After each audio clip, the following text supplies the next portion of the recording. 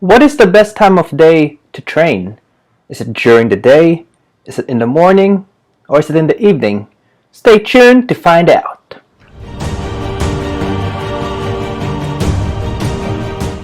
This might sound like a cop-out answer, but the best time to train is whenever you can. The most important thing is that you actually get the training done.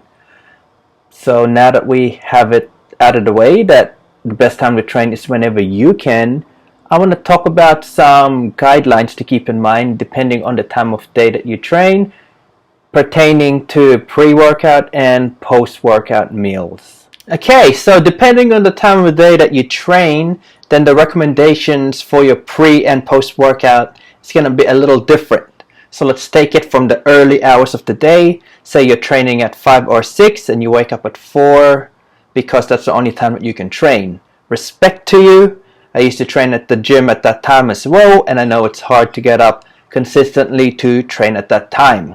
So what's going to be important for you, if that's what you're doing, is to consume something, even if it's a banana or protein shake before you train. That's going to give you energy throughout your training.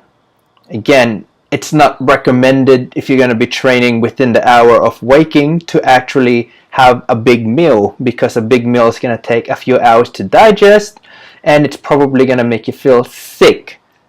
So I'm sure you'd rather sleep an extra hour than get up an hour early just to eat and have it digested and be ready to go without throwing up by the time you get to the gym.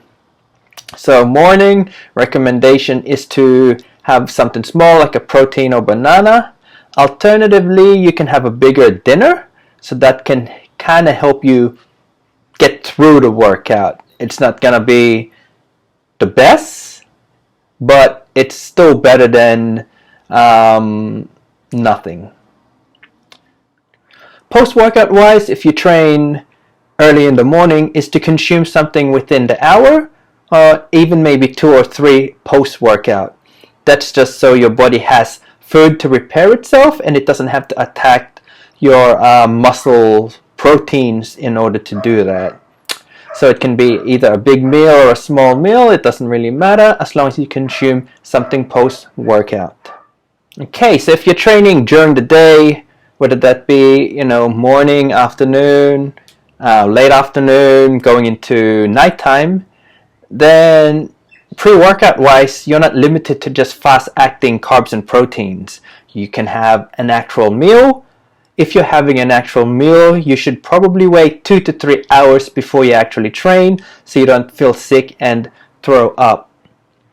If there's a big gap between, say, you have lunch at 11 and you train at 5, but you don't eat anything beforehand, so that's what, 12, 1, 2, 3, 4, 5, 6 hours in between your last meal, then you should probably have something small at around, if you're training at 5, at around 3:30, like a protein shake or banana to help get you through that workout, and have your normal meal afterwards.